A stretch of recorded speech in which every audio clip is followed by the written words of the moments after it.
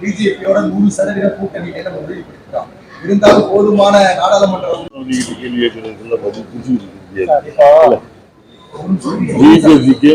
பிஜேபிக்கு அதிமுக தொட்டு முறை உறவு முறைன்னு ஒரு முறை இல்லை பல முறை தெளிவுபடுத்தினார். இன்னும் அதுக்கு தொடர்புபடுத்தி பேச வேண்டிய அவசியமே இல்ல சார். அவர் அண்ணாமலை என்ன சொல்லியிருக்காருன்னா, அதிமுக பாஜக கூட்டணி முடிவுக்கு அண்ணாமலை தான் காரணம். எடப்பாடி பழனிசாமி மாவட்ட செயலர் கையெழுத்து வாங்கி கொடுத்துட்டு இப்ப வெளியே வேற காரணங்கள் சொல்றதாக சொல்றாரு. யாரு சொல்றது? அவர் பேசுறதுக்கெல்லாம் சொல்லி நாங்க சொல்றது எங்க அவங்க சொல்றாங்க. அவருடைய பேசுறதுக்கெல்லாம் அவங்க கட்சி பதில் அவர்களுக்கு தேவையில்லாம அவர் எந்த விஷயத்திலையும் ஒரு தேவையான விஷயத்தை தவிர எல்லா விஷயம் அனாவசியமான விஷயங்கள் அத்தனையும் நாங்கள் பேசுவோம். அதுக்கெல்லாம் அவர் வரிக்கு வரி பொழிப்புறையோ விளக்க உரையெல்லாம் நீங்க இதுங்க பொதுச் செயலாளர் கருத்து சொல்லியிருக்காரு தெளிவாவே. என்ன சொல்லியிருக்காருன்னா, ஒரு மாநிலத்துடைய உரிமைகள் பொதுவாகவே அது மாநில கட்சியால் தான் மீட்டெடுக்க முடியும். எனவே அந்த வகையில் தேசிய கட்சிகளோட கூட்டணி வைக்கிறதுனால எந்த பிரயோஜனமும் இல்லை. இது நம்முடைய பொதுச் செயலாளர் சொன்ன கருத்து. எந்த பிரயோஜனமும் இல்லை. உதாரணத்துக்கு எடுத்தீங்கன்னா, நீங்க வெள்ள நிவாரண பணிகள், அதே போல புயல் கால நிவாரணங்கள், நம்முடைய உதயகுமார் தெரியும், வருவாய்த்துறை அமைச்சராக இருந்தாரு. நம்முடைய பொதுச் செயலாளர் ஸ்டாட்டிஸ்டிக்ஸ் கொடுத்தாரு. கிட்டத்தட்ட பாத்தீங்கன்னா 2001 இருந்து நம்ம தமிழ்நாட்டில் சுனாமியில இருந்து, வர்தா புயல்ல இருந்து, நிஷா புயல்ல இருந்து, அப்புறம் நிவர் புயல்ல இருந்து, அதுக்கப்புறம் கஜா புயல்ல இருந்து, ஒக்கி புயல்ல இருந்து அத்தனை புயல் வந்தது. ஆனா மாநில அரசு கேட்ட தொகை பாத்தீங்கன்னா கிட்டத்தட்ட 10,000 கோடி 15,000 கோடி கேட்டது.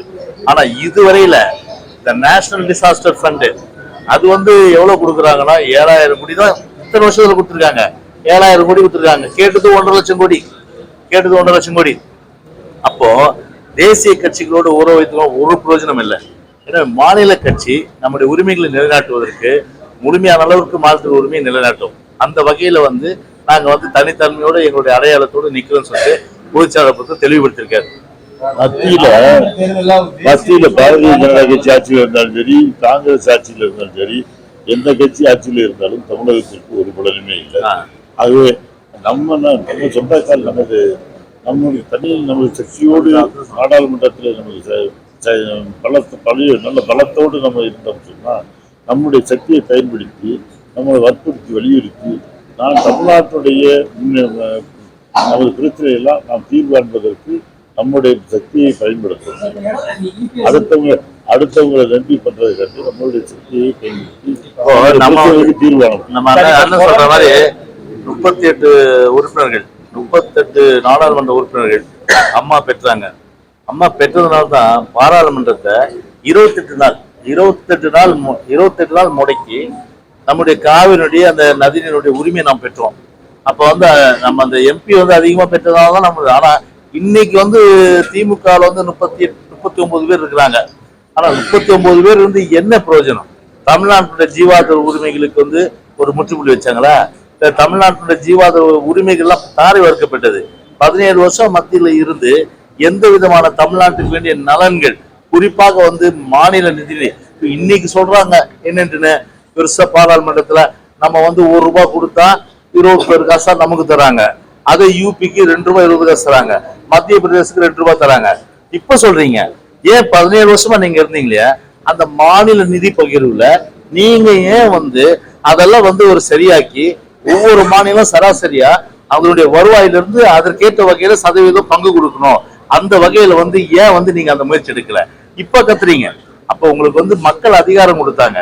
அந்த அதிகாரத்தை வச்சு ஆட்சியில இருந்தீங்க. நீங்க மத்தியில ஆட்சியில இருந்துட்டு மாநிலத்துடைய நிதியை மேம்படுத்துவதற்கு எந்த விதமான ஒரு திட்டத்தை நீங்க வகுக்காம பல்வேறு வகையில 17 வருஷமா மாலத்தீவு காவிரியில ஒண்ணும் இல்லை, கச்சத்தீவுல ஒண்ணும் இல்லை. இப்ப மீனவர் மனு கொடுத்தாங்க. தினந்தோறும் இப்ப கூட மீனவர் 25 பேர் பிடிச்சிட்டு போயிட்டு ஜெயில போட்டாங்க. இதெல்லாம் யார் காரணம்? திமுக தான் முழுக்க காரணம். கல்வியை பொறுத்தவரை மாநில பட்டியல் இருந்தது, அது பொது பட்டியலை காட்சி. 17 வருஷம் மத்தியில இருந்தவங்க இவங்க அதை நினைச்சிருந்தா மாநில பட்டியல் கொண்டு வந்துருக்கல. இப்ப போய் நாங்க மாநில பட்டியல் கொண்டு வர சொல்லிட்டு இப்ப போயிட்டு உறுதி சரி 520 தேர்தல் வாக்குறுதி கொடுத்தாங்க எங்க சட்டசபை தேர்தலுக்கு. எத்தனை சட்டமன்ற எத்தனை தேர்தல் வாக்குறுதிகள் வந்து இந்த விடியாத ஆட்சி நிறைவேற்றிருக்கு சொல்லுங்க. இன்னும் நிறைவேற்றலையே. சரி, 100 தேர்தல் வாக்குறுதிகள் பாராளுமன்றத்துக்கு 2019 கொடுத்தாங்க. 2019 கொடுத்தாங்க 100. அதுல எத்தனை வாக்குறுதி நிறைவேற்றினாங்க? ஏற்கனவே கொடுக்கப்பட்ட வாக்குறுதியை நிறைவேற்றல. இப்ப வந்து என்னன்னா தேர்தல் அறிக்கையில நீங்க வாங்க, நீங்க வந்து சொல்லுங்க கருத்துக்களை, நாங்க வந்து தேர்தல் வாக்குறுதியா தேர்தல் அறிக்கை தயாரிக்கணும். இது வந்து என்ன கேட்கறவங்க கேட்டா கேழ்வரகுல நெய் வர கதைன்ற மாதிரிதான் இது. காதுல பூசுத்துற கதை இது. 37 பேர் 39 அண்ணன் சொல்றதை கேளுங்க. 39 பேர் ஜெயிச்சிருக்காங்க. இந்த 5 வருஷம் ஒரு பீரியட் 5 வருஷம் முடிச்சு போகுது. 39 பேரை வச்சு என்ன சாதிச்சாங்க? அது ஒரு தடவை 39 பேர் ஓட்டு வாங்கி என்ன செய்ய போறாங்க? அதான் கேள்வி. அது ஏற்கனவே ஜெயிச்சு வாய்ப்பு கொடுத்தாங்க, பயன்படுத்தல. அதனால அவங்களுக்கு மீண்டும் தேவையில்லை, அந்த வாய்ப்பு கொடுக்க வேண்டிய அவசியமே இல்லை. அனைத்து அதிமுக மெஜாரிட்டி எண்ணிக்கையில பல வாய்ந்த கட்சியாக வரும்போது நாங்கள் பல சாதனைகள் காட்டியிருக்கிறோம். ஏன்னா நாடாளுமன்றத்தை முடக்கிற சக்தி வச்சு அந்த காவிரி விஷயம் தீர்வு பண்ணுறதுனா நீங்க என்ன பண்ணீங்க? 39 பேரையும் பயன்படுத்தி நாடாளுமன்றத்தை முடக்கி இந்த நீட் அவங்களுடைய இந்த நீட் பிரச்சனை தீர்வு பண்ணிருக்கலாம். கேள்வி கேளுங்க. குறையுமா சார்? ஏன்னா அவங்க என்ன சொல்றாங்க, இபிஎஸ் பொறுப்பாளரான பிறகு எந்த வெற்றியுமே பெறல. ஒரு ஜனகராஜ் ஒரு படத்துல, தம்பி கேளுங்க, இத ஜனகராஜ் ஒரு படத்துல என்ன சொல்லுவாரு, எங்க தங்கச்சியை நாய் கடிச்சிச்சு அந்த மாதிரி இப்ப ஜனகராஜ் ஆயிட்டாரு.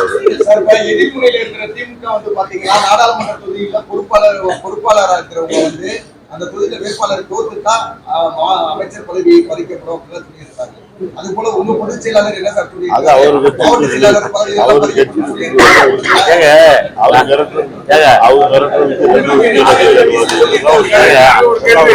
அந்த கேள்வியிலே அர்த்தம். நீங்க ஒரு விஷயம் தெரிஞ்சீங்க, அந்த கேள்வியிலே அவர் வந்து இன்னைக்கு வந்து அவர் கட்சிக்காரர் மிரட்டுறானா அவருக்கே தெரியுது கண்டிப்பா அவங்க வரப்போறது இல்லைன்னு. அது வரப்போறது இல்லைன்றதுனால தான் அந்த மாதிரி மிரட்டுறாரு. நாங்க தான் வருவோம்ன்ற சொல்றதா யாரையும் மிரட்டுறது இல்ல. கண்டிப்பா நாங்க தான் வருவோம். சரி,